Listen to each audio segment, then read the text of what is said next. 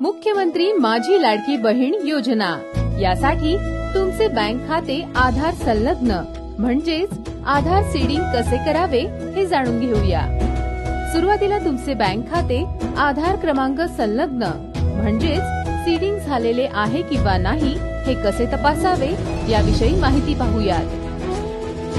सर्वप्रथम uidai.gov.in या संकेतस्थळावर जाऊन मराठी भाषा निवडा। डाव्या बाजूला वरील कोपऱ्यात असणाऱ्या 3 आडव्या रेषांवर क्लिक करा।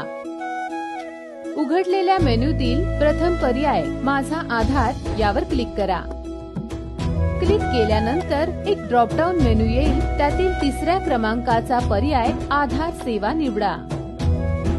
उपलब्ध पर्यायांपैकी 6व्या क्रमांकाचा पर्याय आधार लिंकिंग स्थिती यावर क्लिक करा।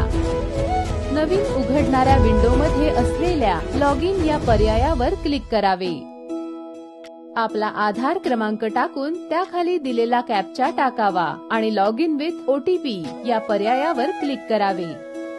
तुमच्या आधार क्रमांकाशी संलग्न असलेल्या मोबाईल क्रमांकावर OTP येईल। आलेला OTP टाकून लॉग इन या पर्यायावर क्लिक करावे। लॉग इन झाल्यानंतर सर्व्हिसेस मधील 5व्या क्रमांकाचा पर्याय बँक सीडिंग स्टेटस वर क्लिक करावे। आपले बँक खाते आधार संलग्न म्हणजेच आधार सीडिंग केलेले असेल तर बँक सीडिंग स्टेटस ऍक्टिव्ह असे दाखवते। जर आपले बँक खाते आधार संलग्न केलेले नसेल तर बँक सीडिंग स्टेटस इनऍक्टिव्ह असे स्टेटस दाखवते। आपल्या आधार संलग्नतेचे स्टेटस इनऍक्टिव्ह असेल तर आपले बँक खाते आधार संलग्न कसे करावे याबद्दल आता आपण जाणून घेऊयात। प्रथम आपण ऑफलाईन पद्धत समजून घेऊया। आपले खाते ज्या बँकेत असेल त्या बँकेत जाऊन आधार संलग्न म्हणजेच आधार सीडिंग साठी असलेला फॉर्म मागून घ्या। त्या फॉर्म मध्ये विचारलेली माहिती भरून त्यावर तुमची स्वाक्षरी करा। तुमच्या आधार कार्ड आणि पॅन कार्डची एक प्रत स्वयं साक्षांकित करून अर्जासोबत जोडा। संपूर्ण भरलेला अर्ज तुमच्या बँकेत जमा करा। 2-3 दिवसांनंतर तुमच्या बँकेकडून तुमचे खाते आधार संलग्न झाल्याची खात्री करून घ्या। आता आपण ऑनलाईन पद्धत समजून घेऊया।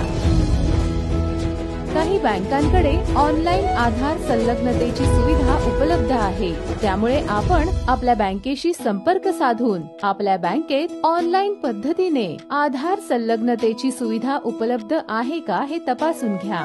अशी सुविधा उपलब्ध असेल तर बँक कर्मचारी किंवा अधिकारी यांच्या मार्गदर्शनाखाली ऑनलाईन पद्धतीने पुढील कार्यवाही करावी।